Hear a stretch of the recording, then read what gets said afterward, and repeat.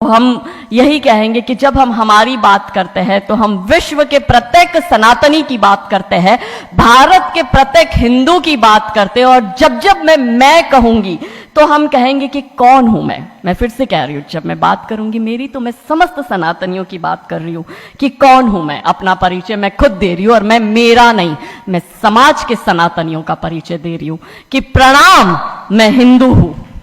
प्रणाम, मैं हिंदू हूं।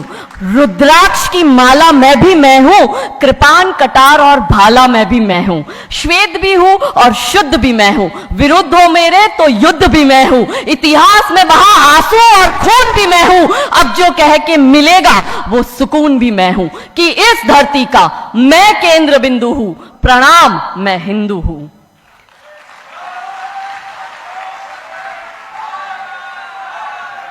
महादेव।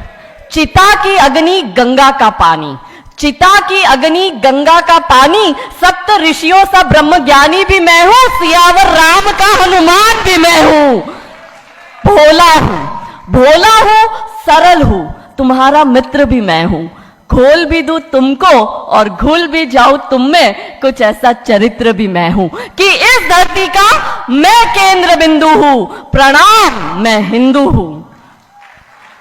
प्रणाम का भाव भी मैं हूं, प्रणाम का भाव भी मैं हूं। आक्रमण का घाव भी मैं हूं। सहनशील, स्थिर और शांत भी मैं हूं। देवभूमि भारत का हर प्रांत भी मैं हूं। शक्ति भक्ति ना थकती क्रांति भी मैं हूं। तूफान हूं और तूफान से पहले की शांति भी मैं हूं कि इस धरती का मैं केंद्र बिंदु हूं। प्रणाम, मैं हिंदू हूं।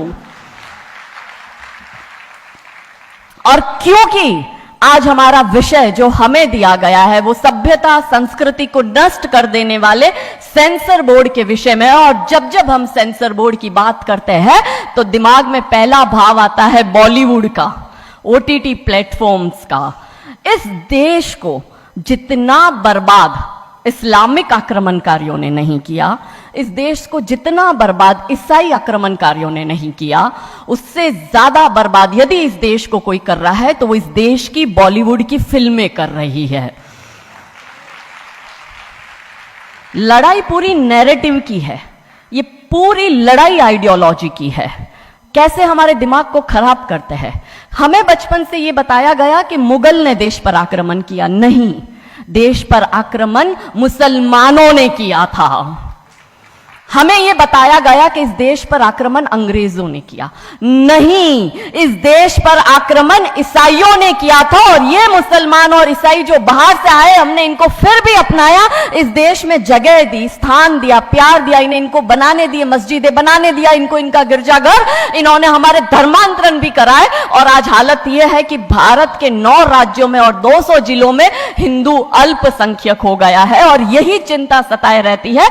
तब आज हम सब एकत्रित इस मंच पर होकर यह चिंतन मनन करते हैं कि हम हमारे देश की और हमारे धर्म की रक्षा कैसे करेंगे। क्योंकि धर्म बचेगा तो ही देश बचेगा, नहीं तो सिर्फ अवशेष बचेगा। कृष्ण बचेंगे, राम बचेंगे, चारों पावन धाम बचेंगे। इसलिए धर्म की रक्षा जरूरी है। और इस देश को बर्बाद करने का सबसे बड़ा षड्यंत्र जब सेंसर बोर्ड द्वारा बॉलीवुड के माध्यम से किया जाता है, तब 3 स्टेज पर, क्योंकि हम कहते हैं ये देश जो है वो है धरती माता, हम इसे कहते हैं भारत माता, यहां देवियों का नाम पहले लिया जाता है। तो कैसे नैरेटिव बदला जाता है कि इस देश की महिलाओं का दिमाग खराब कर दो, देश अपने आप खत्म हो जाएगा। साउथ अफ्रीका की एक बहुत बड़ी यूनिवर्सिटी में कहा गया था कि किसी भी देश को बर्बाद करने के लिए वहां पे बम, बारूद, गोला, असला दागने की, मिसाइल दागने की जरूरत है ही नहीं। आप उस देश की सामाजिक व्यवस्था, सांस्कृतिक व्यवस्था, शैक्षणिक व्यवस्था और पारिवारिक व्यवस्था को खत्म कर दो, वो देश अपने आप खत्म हो जाएगा। अब यही षड्यंत्र चल रहा है। कैसे चल रहा है? 3 स्टेज पे काम होता है। 25 वर्ष तक की बच्चियों को बिगाड़ने का काम बॉलीवुड अपने टीवी सीरियल के माध्यम से करता है। 25 से 35 वर्ष की शादीशुदा महिलाओं का जीवन और उनके परिवार को बर्बाद करने का काम एकता कपूर जैसी महिलाएं अपने टीवी सीरियल के माध्यम से करती है। और जो नौकरी करती हुई बहन बेटियां महिलाएं हैं, जो कि वर्किंग विमेन हैं, उनका दिमाग खराब करने का काम ये ओटीटी प्लेटफॉर्म्स अपने वेब सीरीज के माध्यम से करता है। कैसे करता है मैं संक्षिप्त में एक एक उदाहरण देकर आपके समक्ष रखूंगी। और बहुत जरूरी है कि जब हम तो एक साधारण व्यक्ति है, हम संसारिक जीवन में रहते हैं, लेकिन यहां पर जो उपस्थित हमारे संतगण है, महंतगण है, इनके बहुत बड़ा फॉलोअर्स ग्रुप रहता है, बहुत से लोग आते हैं, बहुत सी महिलाएं आती है। ये बात वहां तक पहुंचे क्योंकि वो यहां पर उपस्थित नहीं है, पर हमें पता है कि वीडियो के माध्यम से हमारे संत श्री, हमारे महंत श्री हमारी ये वाणी जो है उन तक पहुंचाएंगे कि कैसे करते हैं। ये एक फिल्म बनाते हैं 25 वर्ष की तक की बच्चियों को कैसे बिगाड़ना है। हिंदुओं के परिवारों को बिगाड़ने के, तोड़ने के षड्यंत्र चल रहा है। और सिर्फ एक हिंदू को नहीं खराब करना है, उसके पूरे के पूरे कुटुंब को बर्बाद कर देना है। तो एक भारत की महिला 2 परिवार को जोड़ती है, मायका पक्ष और ससुराल पक्ष। और हम कहते हैं कि भारत की परिवार व्यवस्था जो है वो मानवता की सबसे बड़ी देन है। तो इसी व्यवस्था को खत्म कर दो। कैसे कर दो? तो ये एक फिल्म बनाते हैं अतरंगी रे। हमारी क्योंकि दीदी भी यहाँ उपस्थित है जो कि सेंसर बोर्ड में सदस्य है, तो हम इतना उनसे विनती करेंगे कि हमारी ये बात भी उन तक पहुंचाए। सिस्टमैटिकली ये फिल्मों में लड़की दिखाएंगे हिंदू की, लड़का दिखाएंगे मियाँ भाई का, और उसमें भी दिखाएंगे कि वो लड़का चाहे अनपढ़ हो, चाहे गवार हो, चाहे आतंकवादी हो, चाहे पंचर छाप हो, और वो हिंदू की लड़की चाहे कितनी पढ़ी लिखी हो, लेकिन उसका परिवार जो है वो रूढ़िवादी है, वो रिग्रेसिव है, और उसके सामने यदि वो घोड़ा भी चला रहा है, खच्चर टट्टू भी चला रहा है, तो वो बड़ा प्रोग्रेसिव है, वो बड़ा संस्कारी है। कैसे करते हैं? ये एक फिल्म बनाते हैं अतरंगी रे। अतरंगी रे फिल्म में जो कि आज की युवा बच्चियों का लेटेस्ट क्रश है, सारा अली खान हीरोइन लेते हैं। हमारी युवा बच्ची इसको फॉलो करती है। उसमें यह दिखाते हैं कि सारा अली खान जो एक मुस्लिम लड़के के प्यार में पड़ जाती है और अपने परिवार से विरोध कर कर, उनसे लड़ झगड़ कर ट्रेन में बैठकर वो भाग जाती है। उसी ट्रेन में एक संवाद होता है उस पिक्चर के हीरो का और उसी हीरोइन का। दोनों अपनी अपनी लव स्टोरी शेयर करते हैं। तो हीरोइन पूछती है हीरो को कि तुम्हारी लव स्टोरी बताओ। तो वो कहता है कि कल मेरी शादी होने वाली है और लव स्टोरी तो मेरी लव स्टोरी है कि मैंने बचपन से जिस लड़की से प्यार किया, जिसके साथ पढ़ाई की, जिसके साथ मैं बढ़ा हुआ, उसी लड़की से मेरी बचपन की मित्र जो मेरे समाज की है, जो मेरे गांव की है, उसके साथ ही मेरी शादी होने वाली है। तो वो हीरोइन कहती है अरे ये और कोई लव स्टोरी है, ये लव स्टोरी नहीं हो सकती। तो हीरो पूछता है तो फिर क्या हो सकती है लव स्टोरी? तो वो कहती है कि मैंने एक मुस्लिम लड़के से प्यार किया है, मैं ठाकुरों की लड़की हूं, पूरा समाज, पूरा घर, पूरा परिवार मेरे खिलाफ है और मैं उन सबको ठोकर मारकर, उनकी भावनाओं को ठोकर मारकर अभी ट्रेन में बैठकर भाग रही हूं उस लड़के से शादी करने के लिए। और वो हीरोइन वहां पे डायलॉग देती है कि लव स्टोरी तो मेरी लव स्टोरी है कि मैं ठाकुर की लड़की और वो कतई मियां भाई, और ये है असली लव स्टोरी। तब हमारी 13, 14, 15 साल की युवा बच्ची, जिसके शरीर में हार्मोन्स चेंज होते हैं, आकर्षण होता है विपरीत व्यक्ति के लिए, तब वो आकर्षण में ये सोचती है कि हिंदू होके हिंदू बॉयफ्रेंड नहीं रखना, हिंदू होके हिंदू से प्यार नहीं करना। आप इतिहास में छपेगी, आपकी लव स्टोरी तभी बनेगी जब आप किसी मियाँ भाई से प्यार करेगी और उससे शादी करेगी।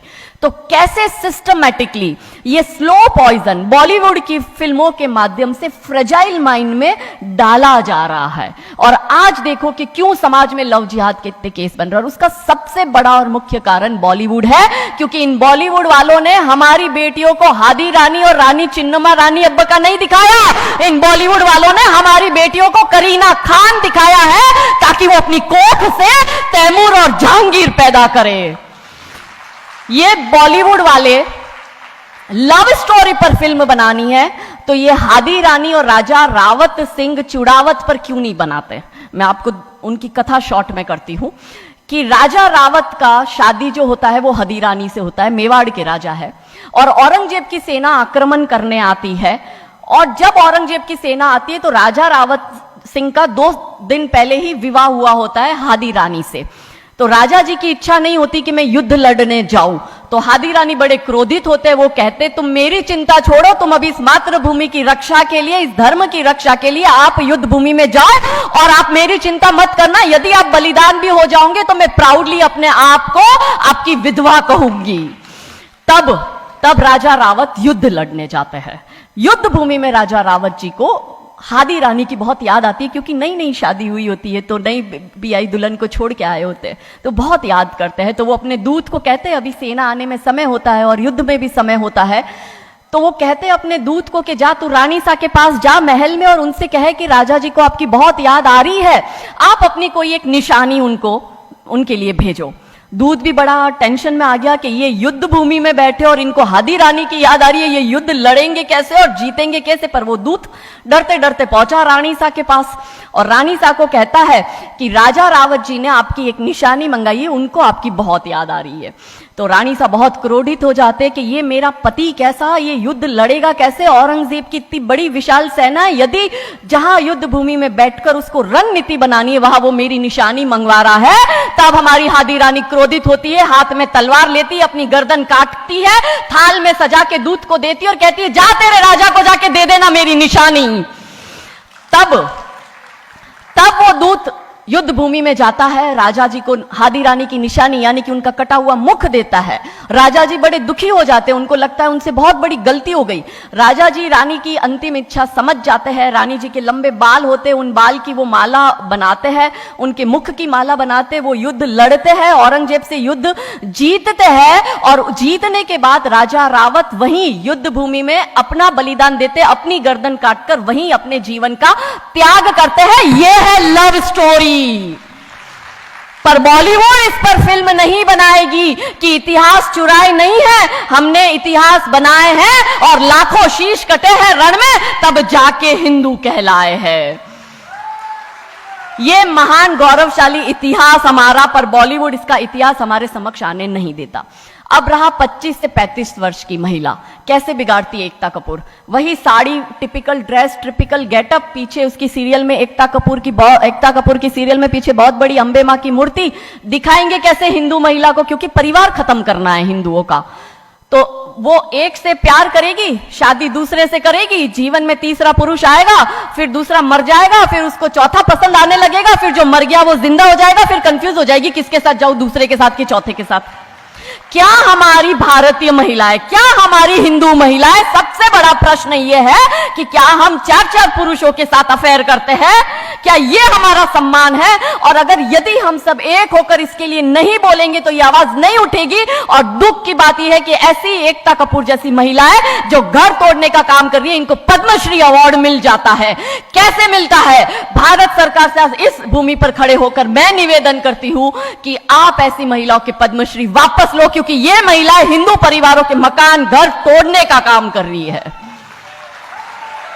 और तीसरा और अंतिम, नौकरी करने वाली बहनों का दिमाग कैसे खराब करना है।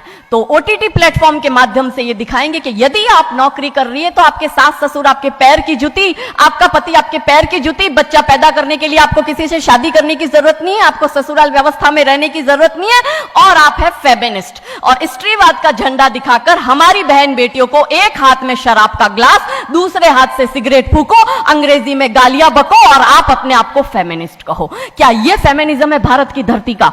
ये कभी नहीं हो सकता। रानी चिन्नमा, रानी अब्ब का फेमिनिज्म का उदाहरण है। और दूर जाने की जरूरत नहीं है, हमारी परम पूजनीय दीदी मां साध्वी रितंबरा दीदी मां फेमिनिज्म का सबसे बड़ा उदाहरण हमारे समक्ष है। रानी नायका देवी, रानी लक्ष्मीबाई हमारे लिए फेमिनिज्म का सबसे बड़ा उदाहरण है। तो यहां उपस्थित सभी महानुभावों से हम यही विनती करते हैं कि फिल्म के माध्यम से ड्रग्स, अश्लीलता और गाली गलौच ये दिखाने के सिवाय कुछ नहीं होता। तो हम सब मिलकर एक साथ एक आवाज उठाए कि इन चीजों का बंद होना बहुत जरूरी है, क्योंकि आने वाली पीढ़ियों को बर्बाद करने का काम ये लोग अपने टीवी सीरियल और फिल्मों के माध्यम से कर रहे हैं। और क्योंकि शुरुआत भगवान राम जी के नाम से करी थी, तो अंत भी हम भगवान राम जी के नाम से करना चाहेंगे कि कौन है राम।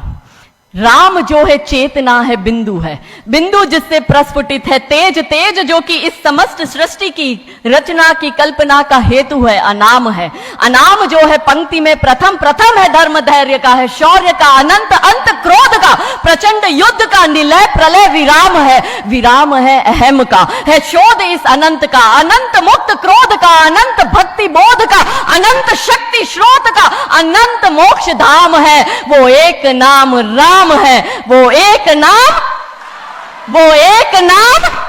नमः पार्वती पते हर हर महादेव। बहुत बहुत धन्यवाद, बहुत बहुत आभार, थैंक यू।